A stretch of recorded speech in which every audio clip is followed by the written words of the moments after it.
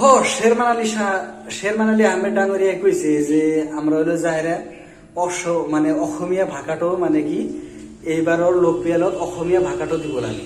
কিন্তু কি একটা কথা হলো কি যেহেতু কথাটা কইছে মানে কি আমার পূর্বপুরুষরা যেমন আমার দাদি যে কইছে, আমার দাদিও কয়ে গেছে যে মানে অসমীয়া ভাষা ওই টাইমে যাহেরা যখন মারামারি বাচ্চাল তখনই যাহেরা তারা অসমীয়া লেখছে। তাকে আমরা পোলাইবান আমরা ধরো যত মানুষ আছি সবই আমরা যাহেরা স্কুল কলেজ ধরো যে বিএসসি এমএসসি কত ধরনের লেখাপড়া করে আমরা অসমীয়া শিখে গেছি।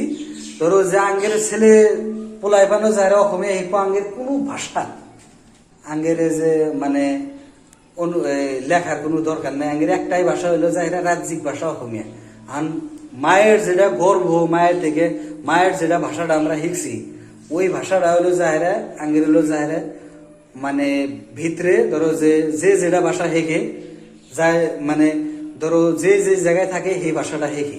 তো এটাই আর কি সবই অসমীয়া ভাষা তো লেখবো ইয়াঙ্গের জিল্লা মানে মুসলিম মানুষ আছে 100% লেখবো, তাছাড়া আর কোনো রাজ্যিক ভাষা থাকে নাইকাই আর কোনো কিছু। এটাই আর কি। তো আমরা রক্ত যে পর্যন্ত থাকবো আমরা অসমীয়া ভাষাটাই আঙ্গের হলো যাহেরা রাজ্যিক ভাষা। তো thank you all of you.